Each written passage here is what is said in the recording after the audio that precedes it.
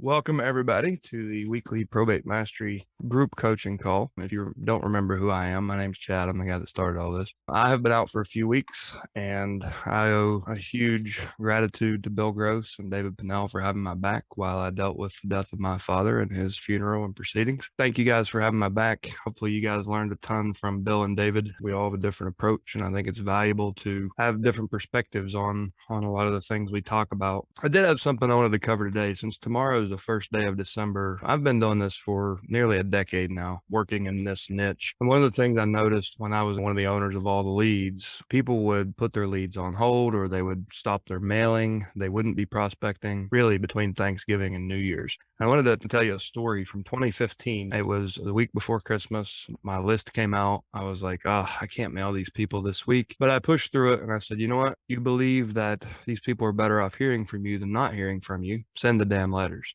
So I sent the letters and I didn't know what to expect. I honestly had an expectation that I was going to piss people off just because of the timing of it. What I got was 2 listings 2 days before Christmas. So I went, did the appointments, did photography, threw them on MLS and figured, well, I'll deal with that after New Year's. To my surprise, 2 investors were out looking at properties on Christmas morning. I got the first offer at 9 a.m., accepted, ratified, under contract. The second one came before noon. So while I was cooking breakfast and lunch on Christmas Day for my family, I actually sold to that buyer's agents were showing property in Roanoke on Christmas Day. Not sure why, but that December I had around 6 closings because I had residual stuff come in from the month before. So if you're wondering, should I be sending letters? Should I make these calls? I would ask you to consider why they're filing probate in December. The death was most likely in September, October. They've reached a point where it's okay, hey world, we're ready to deal with this. Or they're those families that are more proactive and just want to get things done and move through the grieving process faster. Either way, the folks who file probate in December are usually the most motivated to accept help and to be looking for a solution. And I don't know if anyone else has any stories or experience on that, but in all of my time doing this and coaching people to do this, December can be one of the best months as far as finding the ones that are ready to go right now. Now, when we were tracking every lead in the country, I found there was about a 38% decline in number of leads recorded in the month of December. So a lot of families don't have the emotional strength to do it. And what you'll find is your list will actually be larger in the months of January and February because the ones who didn't have the emotional capacity to file in December will file early in the next year. That's just a topic I wanted to throw out there and just remind everybody your competition is probably sitting on their ass from Thanksgiving to New Year's. And it's a really good time to step up and serve at a high level for the people who need it most. And you have less competition than ever. So don't forget that. If you're hesitant, go ahead and pull the trigger, make the phone call. Now, is there anything I can help any of you guys with? Or does anyone have any stories about doing deals during the holidays? Stephanie's got your hand up. Sorry, I didn't see you there. How are you, Stephanie? Good. How are you? So I have 2 people that have called me inbound off of my mail this week. And they both are in strange situations, and I'm not really sure what direction to go with them. The first one was a whole household that got hit with COVID. So this lady lost her father, her stepmother, and her sister, not in that order. The order was stepmother, sister, father. So right of survivorship from stepmother's portion of the property passed to father. Father did not file probate because he was sick with COVID. So now her stepsisters from her mother's previous marriage are filing their probate for the stepmother, and she is supposed to get everything through right of survivorship with the house. Does that make sense? So how can I help her get the property released from the stepmother's probate since the father died second? All of her rights went over to him, right? There shouldn't be any other heirs involved. It was held in both their names. But that could have been tenants in common or joint Yeah. tenant.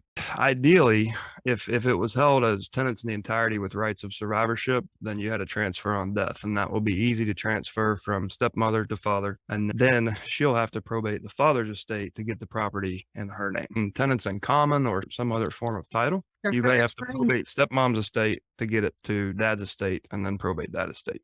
So what her attorney has told her is that there was rights of survivorship. That's where I got that from. But she hasn't heard back from her attorney. Their attorney is a real estate attorney, not a probate attorney, which I'm also really confused as to why she's doing that. But I'm meeting with her on Saturday. So do you have any suggestions? Where can I find that information? Pull the deed.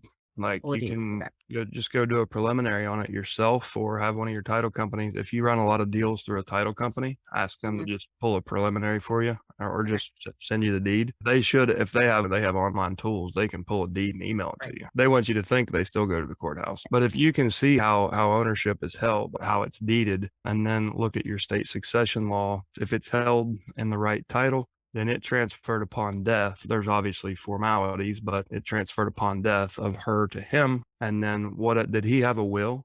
No. But she's the only heir for him. Okay. So it needs to be probated in his name. Likely the transfer on death was from her to him. Now his estate needs to be probated to give her access to the real estate. And what is her intent? Would she want to hold it or sell it? He wants to sell it. So it's a listing appointment. Okay. And she needs to do it quick. So I can pull the deed, I can find out the information, and what do I need to tell her she needs to do to Hire a legally be probate able to? attorney. Okay. There's very few situations where I believe people shouldn't have, if they have significant assets, they should have counsel. They should have an attorney. Are there other heirs? She lost her whole family. That's terrible. I mean, I would suggest she can't be in a great state of mind. And this is a heavy load. It's first people have to wrap their head around it. Then they have to educate themselves on it. Then they have to learn how to take action on it. She doesn't need to be doing this on her own, just period. So find her a good attorney, a good probate attorney that you can refer her to and say, this is step one. This attorney is practicing in this area, in this state. He understands succession law. And the other executrix has hired a damn real estate attorney to do a probate. So let's hire a qualified probate attorney to make sure he is checking his homework as well, right? They can probate their mother's estate however they see fit, but I want to know that you're cared for and that you're getting the right information. And it may take some time. Is she ready to go right? Yeah, she is. Well, the house is paid for, but she's maintaining, all the bills, and she lives 3 hours away. She's so ready that when I talk to her, she's driving from Atlanta. I live in Savannah. She's driving from Atlanta to Savannah on Saturday to try to get it to do something. I want to give you an extra value point that I just learned about because my father ended up dying from COVID. FEMA actually will provide up to $9,000 in funeral reimbursement. So make sure that she can get both of their funerals reimbursed. Typically, you're going to pay for it, but save all of the invoices from everything. And I mean, anything and everything associated with the funeral cost. And make sure she submits that there's a FEMA website specifically for this, but she could get $18,000 to cover those costs, which will put some cash back in the estate's bank account. Okay. All right. And the other one is I've got a guy out of New York that his sister lives here in Savannah and is living in his deceased mother's property, and not giving him any information, and was essentially just trying to keep the house herself. I did look up, she's been paying the taxes on it, and from what I can see, the mortgage is current, but I don't know how accurate that is. So instead of just letting her take everything, he has decided to go file for probate. She has not filed for probate. He doesn't even have letters of administration yet. So he can't do anything without those letters. And he said that the only thing that he has is that they have served her. So I'm wondering, what did they serve her with? A notice that someone has filed for probate? That's public information. There's not really a process server doesn't notify anybody. Did he ask for her to be evicted? No, not yet. He hasn't asked for anything other than letters of administration. That's all that he's asked for, is to be named administrator of the estate. And he wants to split everything fairly with her, but he wants to sell it. That's pretty much all I have. Title is still in parent's name. Note is Yes. still in parent's name. Yes, and I checked that. Yes. Okay. And is there equity in the property? Yes. Okay. But you get the feeling she's there with some hostility. She's not willing to move. Yes. What I find in the approach is don't isolate. You need to have a relationship with her because Okay. she has control over your deal and she has control over the service you can offer to her brother. And at some point, if she doesn't know that already, she'll know that and she'll become a problem. Even if you have to play the good cop and the brother the bad cop, you need to get his permission for that. That's a very effective tactic in dealing with this. It's, listen, I know your brother's an asshole. I've talked to him already. I understand. And you're empathizing with her to gain her trust. And just get his permission and be like, listen, I'm going to throw your ass under the bus if I have to get her if I need to get her out of her own way and help you reach your goal. Are you good with that? And they usually are, because it's been contentious for a while, right? So they're like, I don't care, say whatever you need to. I just need to get this thing sold. So ask his permission to use that tactic if you need to.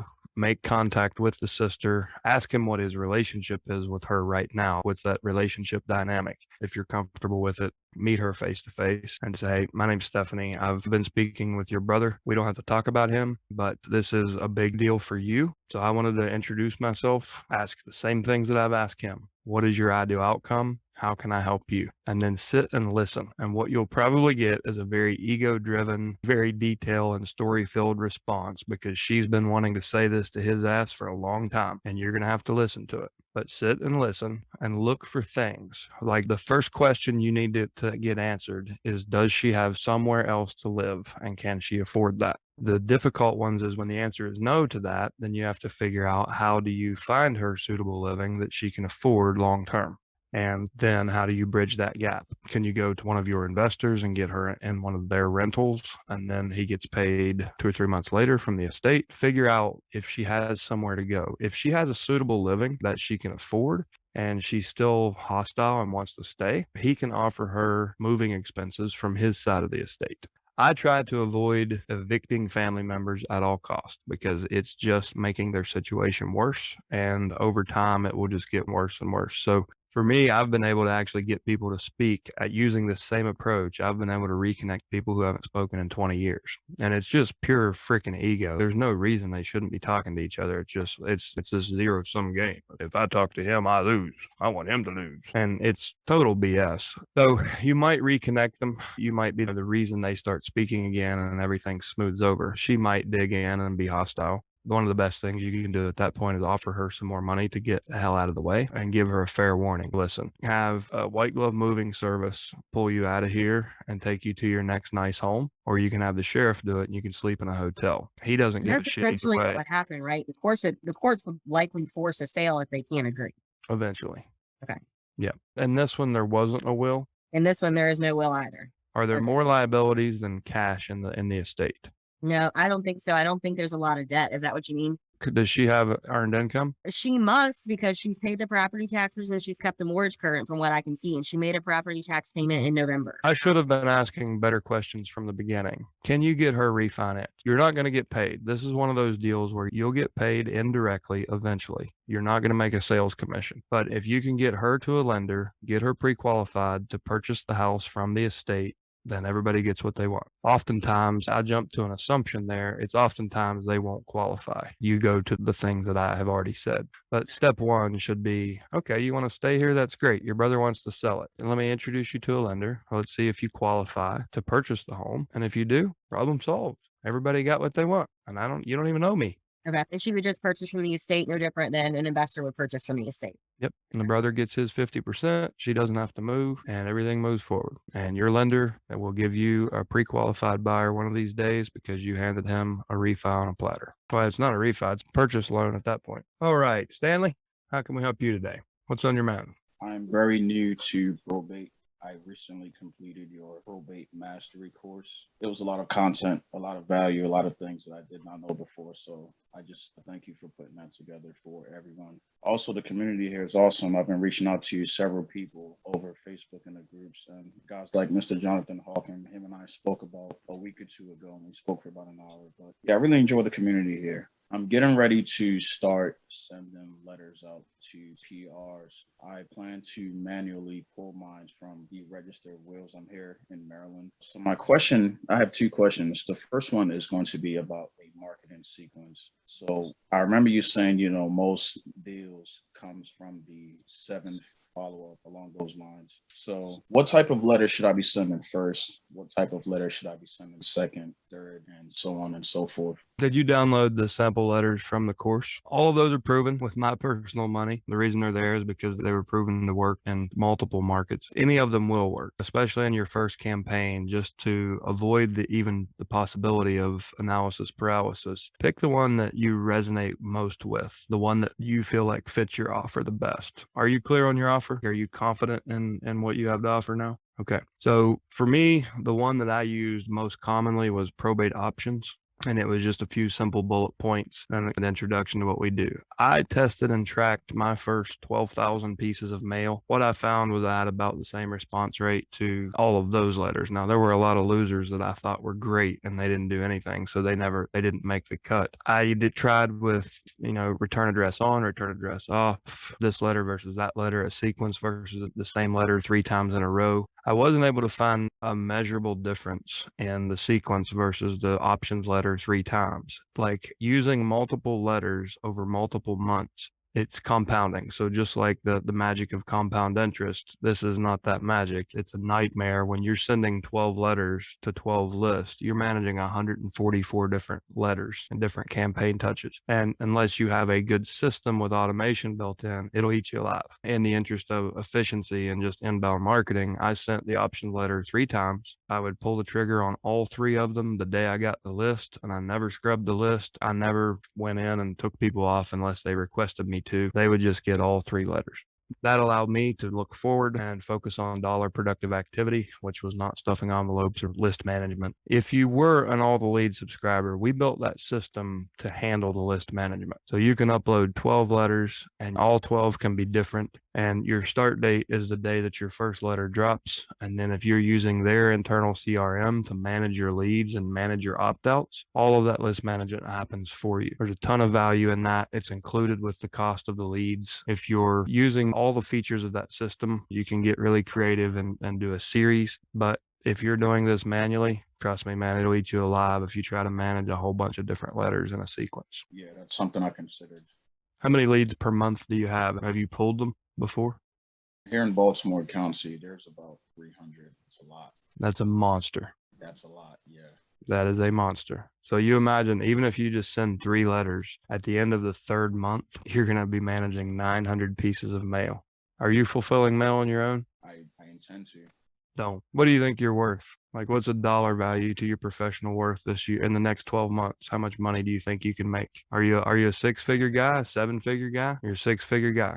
So you're making 75, 80 bucks an hour. Why the hell would you stuff envelopes? Because while you're doing that $7 task, you're not doing an $80 to $100 task. And I have this in a spreadsheet. I built models to prove to people you will be losing money in the form of opportunity. So 300 letters is a big undertaking. Month 2 is 600 letters. Month 3 is 900 letters. You're going to have some opt-outs, but you have to build a system, a spreadsheet to track all that. It's going to consume you, and you're not going to be doing dollar productive activity. You're going to be doing marketing tasks. Like, you have this vision. You're a 6-figure guy. Act like it. And I know it's hard in the beginning. It takes a little bit of courage and faith to do this, but I guarantee you'll cost yourself money stuffing 900 envelopes, because you'll be so busy stuffing envelopes, you won't be talking to people, and you get paid for talking to people. So try to find a way to, even if you call your lists a little bit and you just send letters to the out of town ones first, those can be the most motivated. Find a way to make it affordable to automate your mail. Use all the leads, use someone else, like get an intern from a college, like over Christmas break. Right now is a great time. Put out a Craigslist ad. Nursing homes are a really good place. Those folks are extremely bored. They even handwrite letters for people, but you can go ahead and print them and go ahead and make the labels, drop them off at the nursing home, let them do the stuffing and posting, and then drop by that evening, pick them up and drop them at the post office. But to fulfill all of those on your own is going to take no less. For 300, that's a day's work. You got to set up the mail merge. You got to do the printing. You've got to collate them. You've got to stuff them. You've got to stamp them. You've got to lick them, and you've got to take them to the post office. It's terrible work. So I'm going to tell you, think like a 6-figure guy. Find a way to delegate that. All right. Great advice. Great advice. The lead gathering too. I'll jump back on my soapbox for a second. If you're gathering 300 leads on your own, you're also using up a lot of dollar productive time. So however you can delegate that. Some people use VAs, some people use local people, local researchers. If you want to put it on autopilot, you can subscribe to a company like All the Leads. They'll pull the leads for you. They'll skip trace. They'll find the DNCs. They'll find up to 5 phone numbers for the personal rep, put it into a CRM, and they'll automate all of your mail fulfillment, and you get all that for one price. So there is a lot of value in what they do in the beginning. Before you understand all the pieces of it, it's hard to swallow that price sometimes. But if you can afford that, there's also a financing option. I believe they're still offering it. You have a business bank account? Who are you with? Which bank? CQ, State Import Credit. Okay, great. So credit unions typically will offer you a business line of credit on your business account. Go ask. Say, hey, listen, how much, like, I've got X amount in the account. Can I get a line of credit? Like, I use First Citizens Bank. As long as I ask for 49,999 or less, it doesn't even go through underwriting. They just approve it, charge me $150, and the line is there within usually 4 to 5 business hours. So you can use that line of credit to delegate some of this. Just be careful, track what you're spending, make sure you're getting a return. It'll hold you accountable, because when you're using debt to finance your marketing, you're going to make every lead count. And I'm usually not a big proponent of debt, but if you're a 6-figure guy, you get that marketing paid for, get your leads paid for, or the letters, and then get out there and hit it hard, and you'll pay that off. And you only have to do this 1 month, like maybe 2. Your cash conversion cycle, if you got 300 leads, there's a closing in there in the next 60 days. There should be at least 6 closings in there in the next 60 days. In the past, just spending a ton of money on marketing, skip trace, and I just don't want to risk losing all that money again. But I definitely do trust the system here. How about, are you an agent, investor, or both? Investor. Okay. You have an agent that you trust? Yes, I do. Okay. What if you guys split the marketing campaign? You split the cost of the leads and the marketing, and then you split the revenue off the deals, and you get in that way. Just set a proper expectation that I'm not asking you to be my business partner. I'm asking you to collaborate on these first few campaigns. So it's shared risk, but it's shared reward too. Or you could say, if you pay for the mail, I'll make sure that I kick everyone that I can't buy will be sent to you as a qualified, or you can go on the appointments with me. And if I can't buy it, you list it and get them to pay for all of the marketing costs, because 9 out of 10 are going to go to them, not to you. 1 in 10 is going to be highly motivated to sell at a wholesale price. What's your strategy? Are you just wholesaling? Are you doing fix and flip, buy and hold, creative financing? I have an understanding of creative financing, and that depends on the property, the equity level. It depends on what the seller wants to do. I'm going to wholesale as well. I'm doing all this just to build capital for when I get into commercial property. Okay. So are you looking for capital, or are you looking for a balance sheet? I mean, you want to get into commercial property using debt, using mortgages? The reason I ask, if you're going to pay earned income tax on wholesale fees, right? Like, you'll pay top tier taxes. If you can pick up these homes through owner financing, subject to lease with option to purchase, then that way you're not going to have to come up with a bunch of cash, but you'll be adding equity to your balance sheet that you can cross collateralize for commercial investments. In almost every scenario, it would make more sense for you to build a balance sheet and not pay taxes on that equity than it would wholesaling and paying taxes. If your ultimate goal is to build wealth and get into commercial real estate, a balance sheet is more valuable than 60% of the cash that's left over, if you have good credit, if you're going to use leverage in your commercial real estate strategy. So just think about that. I regret most of the houses I wholesaled, I regret. I should have turned them into piggy banks. When you have the opportunity to buy, like right now, I bought a house in probate literally the day Dad took a turn for the worse. I drove back all the way to West Virginia from Washington, bought a house for 25 that'll appraise at 150. I can pull a home equity line of credit at prime plus 1.25 with no closing costs, and I can have $137,000 in strike monies. I don't pay taxes on it, and I don't pay interest on it, but it's there. It's on tap. I'm buying a farm that was not probated 17 years ago. The bank called the note. As soon as I finish this call, I'm going to go buy that farm. It'll appraise for 120. I'll be in it for 50. I'll let them stay there and stay on the land for their lifetime rights, and I'll turn that farm into a piggy bank. It'll sit there. I don't farm, but I can turn it into a piggy bank. I'm growing my balance sheet through acquisition because I'm not taxed on those equity gains, but I can cross collateralize those. Lenders look at my personal financial statement and go, ooh, if he screws up, we get all kinds of stuff. So as you're coming into this, if you're heading for commercial real estate, you want to start thinking, how can leverage be your friend in an inflationary environment? Like, JP will pull the lever and print some more. He's paying your debt off for you. So of all times in real estate, this is a really good time to use leverage. So clean up your credit as much as you can. Don't wholesale too many unless you have to, unless you need to eat. Don't wholesale them. Put them on your own balance sheet. Yep. All right, Erica, I see your hand up.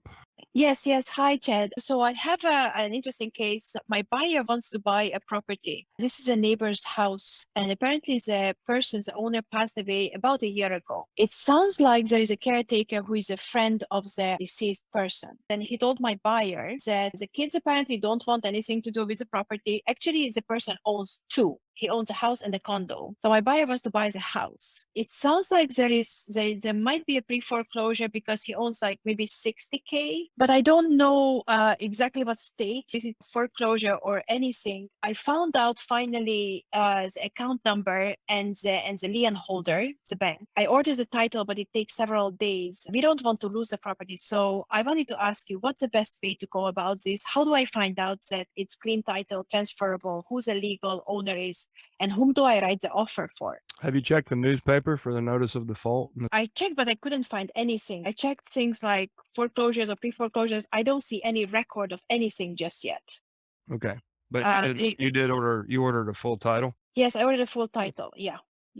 So I would just wait until that comes for right now, because if it's scheduled for sale, there's not a heck of a lot you can do here unless if the family's checked out and they don't care, they're unlikely to engage with an attorney to get an injunction. A court oftentimes will grant an injunction to protect equity, but you've got to have willing heirs who are asking for it. It doesn't sound too likely in this scenario. It sounds like you may be bidding for the house. However, I wouldn't give up. I would like to know when the auction date is. Between now and then, what you want to do is make contact with family members, make them an offer, and see if you can get them to sign. If they're willing to sign, then you can go ahead and fast track it. You called a title company and asked for title. It sounds like you have a good relationship. Can you pull a string and get them to do a closing in a few days? I imagine so. I mean, if the buyer would be the cash, he was asking me whether cash would help. Obviously, cash would help. It have to be a cash deal. If he's going to get it from the family or from the courthouse, he's paying cash.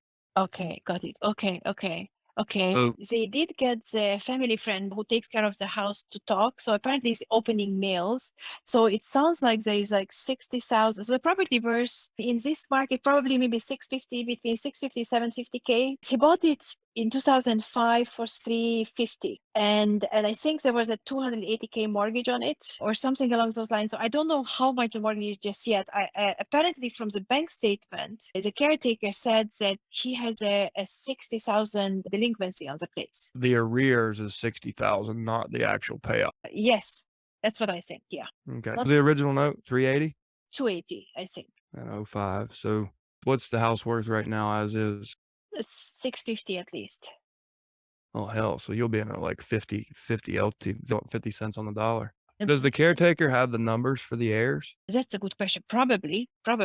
Yeah. Because if you can if your buyer can pay cash, even the $60,000, you can buy the asset subject to the existing lien staying in place. Are you familiar with that? No, I don't know anything about that. So you go ahead and bring the loan current. If there's a statement that says you owe this much, to bring the loan current. Now, Yes. your buyer should understand the risk here, and you might want to have an attorney walk you through it if you don't have any experience with it. But if you bring that note, they can't foreclose on the default. Now they can call the note, but then they have to start the process has to begin all over again. So that gives your buyer a 90-day window to refinance out of it and actually use leverage. If the heirs are willing to talk to you and they're willing to sign a purchase agreement, to get equity, then you can purchase the home subject to the existing mortgage staying in place. Let your buyer bring the note current and then have them start working on a refi. Title will transfer. You'll have that first position lien still on title. They'll apply for new financing to do a refinance on it. And they're probably only, depending on what the heirs end up wanting, if they're willing to play, they may get it for as little as 50 cents on the dollar. So it's an easy loan to get. Yeah. How much would you offer for the place? I would make contact with them. They're willing to let it go and receive nothing, right? Yeah. So my initial offer would be the outstanding loan balance or payments in arrears and penalties. That would be my max offer. And if they would play ball on that, I would take it sub-2 for that number, bring it current, and I would bust my ass to get it refinanced because they can call the note. They still have to go through a separate foreclosure proceeding if they call the note.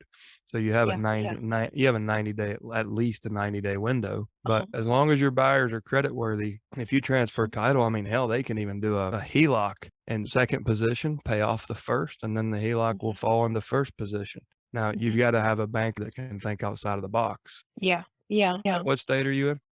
I'm in Hawaii. Oh yeah, I lived in Maui. Which island? Oh, you did? Oh, okay. I'm on Oahu. I lived in Kaanapali Beach. Yeah. Yeah, so over there I would go HSB, like Hawaii Savings Bank.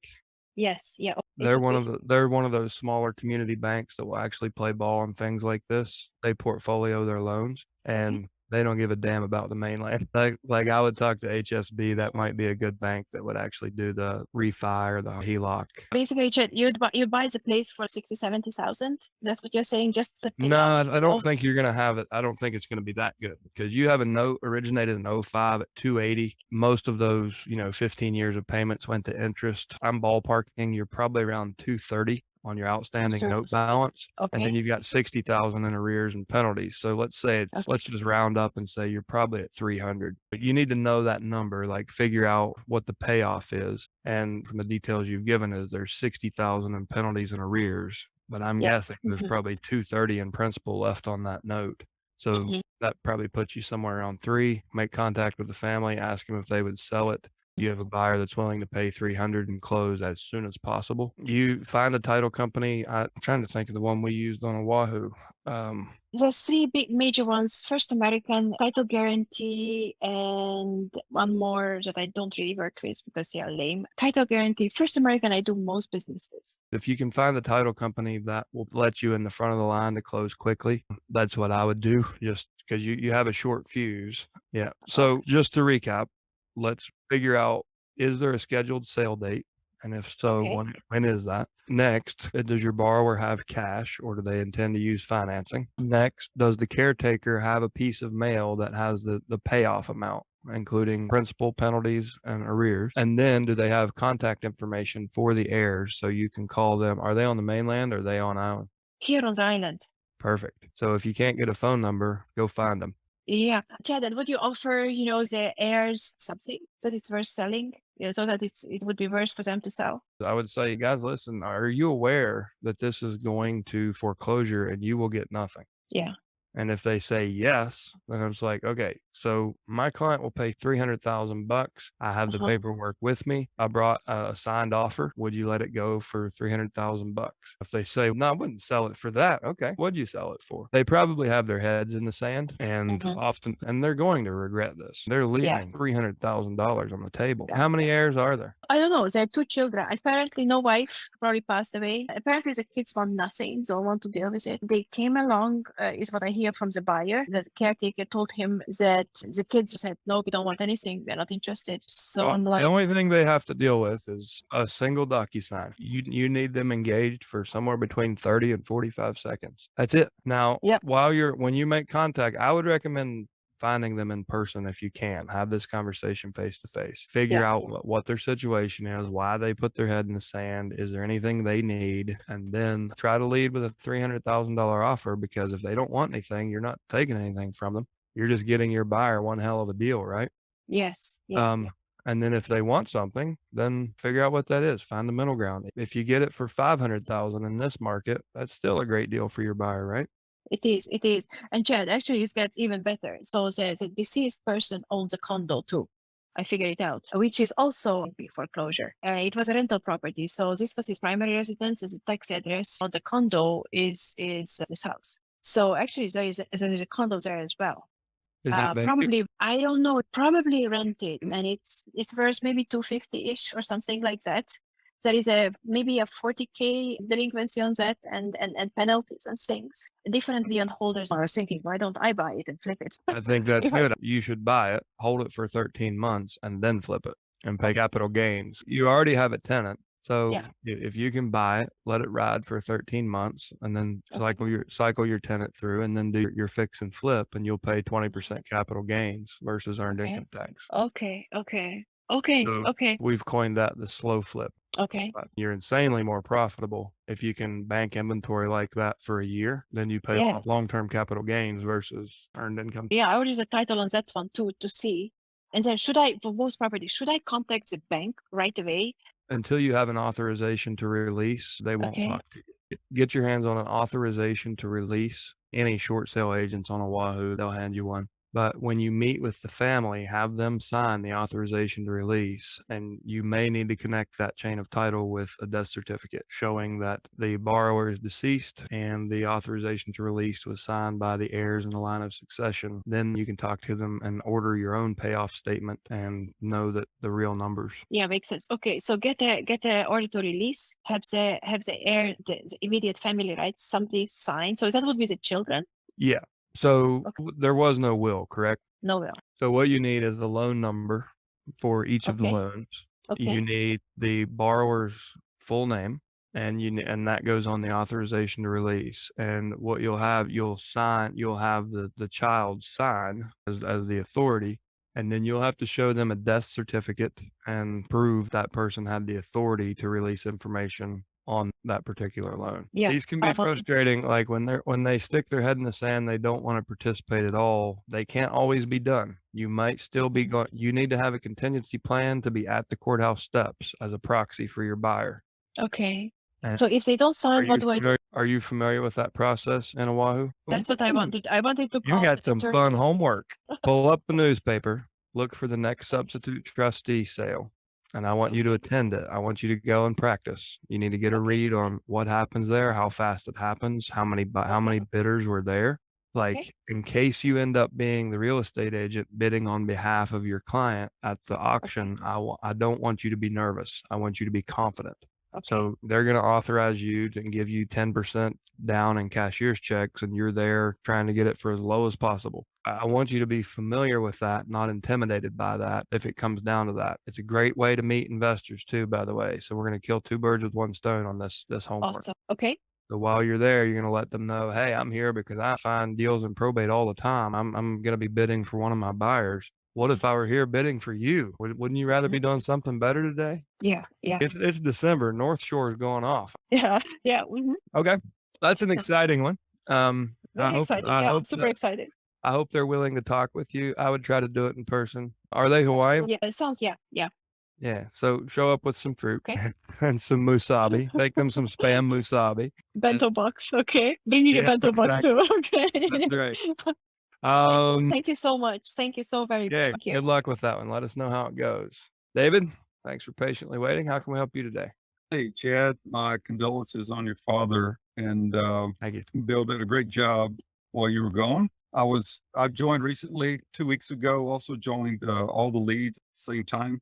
And so we live in a small town, rural community. We had 22 from the first month, and then this month just came in a few days ago, and there was 11. So you can see I'm in a small area here. We have a town about 30 minutes away, and they're not online, by the way. Our local one is. So I can go pull what I need off the local. But the other town 30 miles away, there's probably going to be 5. And then another 5 minutes away, there's probably going to be 5 or 10. Is that enough to work with? Am I wasting my time working with that too few of leads? So Roger averages about 30 leads a month in Northwest Arkansas.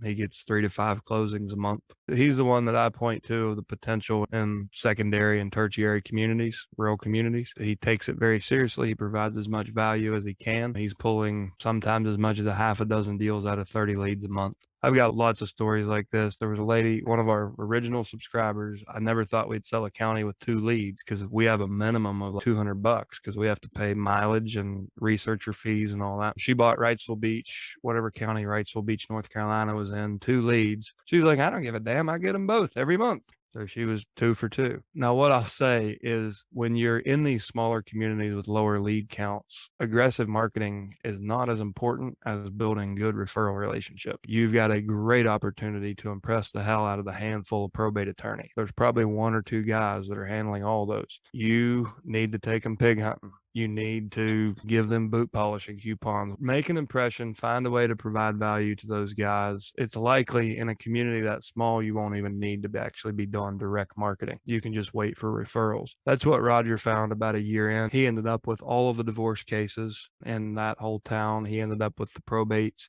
The attorneys called him to testify in court as a real estate professional. They give him all of the business that they get because they trust he's going to do the right thing for the families. And that's the beautiful part about rural communities. People come to you with the deals. So you're probably not going to have to worry too much about lead gathering and marketing and stuffing letters and that. Definitely give it a shot this first time. And if it's super easy in the county with 33, that's worth subscribing and doing. But in those counties that have 2 to 10 leads, don't pay $200 for that. Take your $200 and do something to impress those attorneys. Okay, very good. Another question. My son does cold calling, calls about 100 folks a day, and he ran across someone who said that their neighbor's home had been vacant for, they said, 20 years. So he did his homework and found out who to contact through that. Long story short, he talked to the daughter today who's in a town 2 hours away, and her mother lived in that home, passed away 10 years ago. So it's literally been vacant 10 years. But when she passed away in 2011, it's got a series of things that it went through, and it got to this 2013 of some notices and had inventory past due, inventory and notice of beneficiaries past due, and a couple more. And I'm just wondering what's happening there. So that might help me in communicating with her. This is a really great way for you to get to know a probate attorney. What I would do is reach out to a probate attorney that you haven't met yet, who's in that county, and say, listen, could you help me interpret this? And I'll do everything I can to wrangle her back to you for representation. It's a great education opportunity for you to really get familiar with your local process. And then it's a great way to create a relationship with him by showing them you're going to get the referral. She applied for probate, but never closed. Why is my question. The lady who's the attorney on here on the records from the beginning, as I can see it, she handles 90% of the probates in our county. And I believe she does quite a few in the surrounding counties. It appears that daughter must have had some contact with her because she's paid in basically $300 fees for filing things.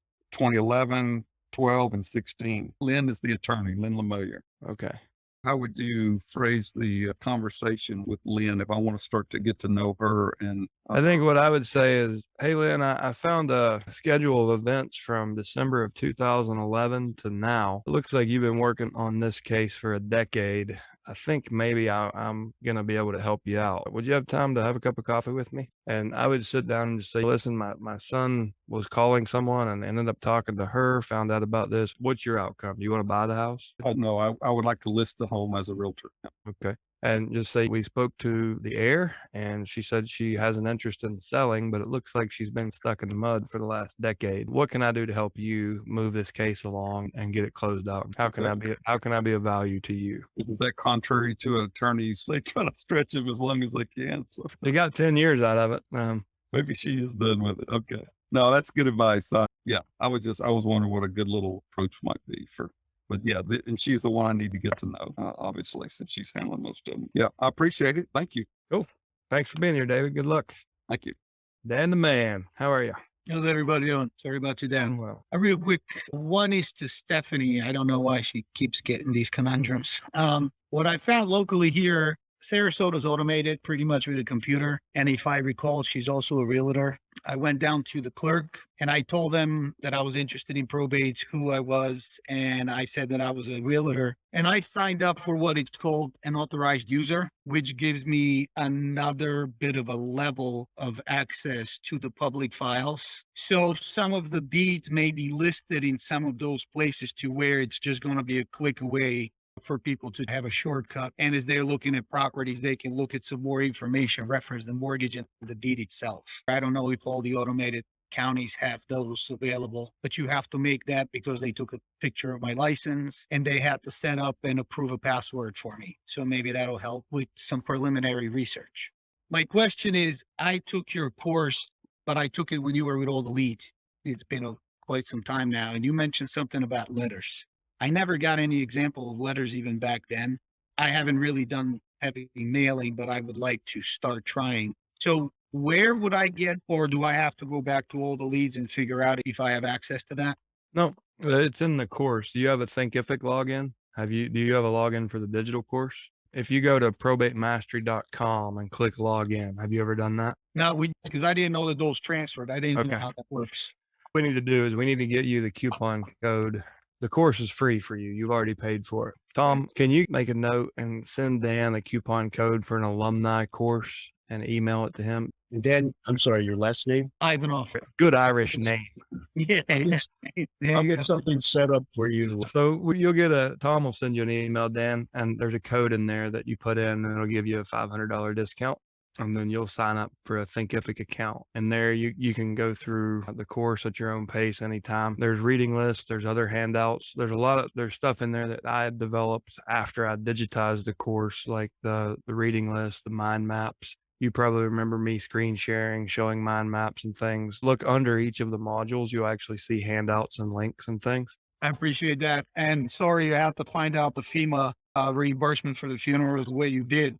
But I'm going to get on the horn and I'm going to call all of my connections, attorneys, even the probate attorneys that I deal with, the lawyers and the nursing homes as well, some of the sales directors, and I'll try to touch base and give him that information. I like to think I'm relatively well informed. I also made a contact with a funeral home director as well, so that would probably be beneficial for them to tell their clients as well. And the funeral director here was not aware of it. I'm going to drop a link in the chat. I'll drop a link here for everybody. This is the site. The only reason we know about it is a neighboring farmer had actually learned about it and gotten it for one of their family members. And I was like, yeah, come on. I've never heard of that. Sure enough, they were right.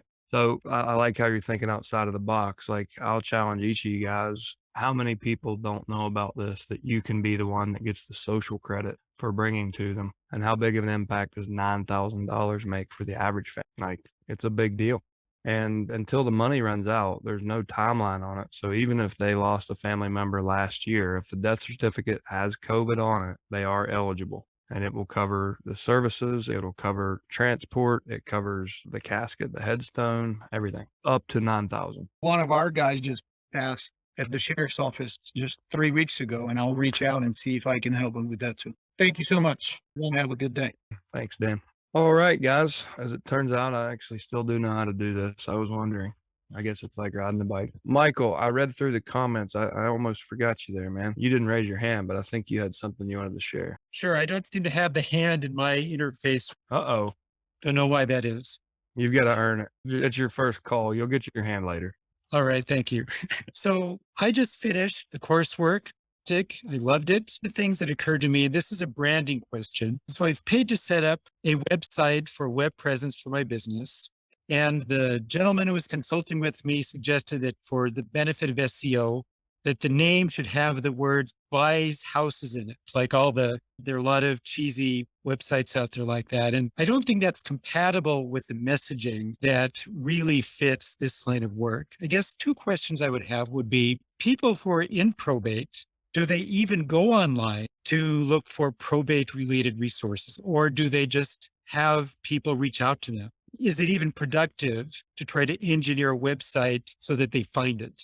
Very difficult. If you look at search volume, like you can use tools like SEMrush, there's virtually zero search traffic for probate services, probate information. You're stepping into a blue ocean niche. People don't know it exists. So you're better off to spend your online efforts building Facebook communities that offer real value to these people. What if you find your local regional FEMA rep and have them be a guest on a live video in a community Facebook group and explain all the ins and outs of FEMA COVID funeral assistance and what that means for families? Facebook is a great interruptive device that has found its tentacles in almost everybody's life. So reach them in the places where they already are. They're not out Googling, who can help me with probate? They're thinking, what the fuck is probate and where do I even start? They're not that far along. So it's to really try to build SEO on a new probate website. If you build it, they will come. Why not be a little more direct and take the lower hanging fruit? So I would rather see you spend your online efforts on building a community that was valuable to the folks going through this. So get probate attorneys, get nursing home,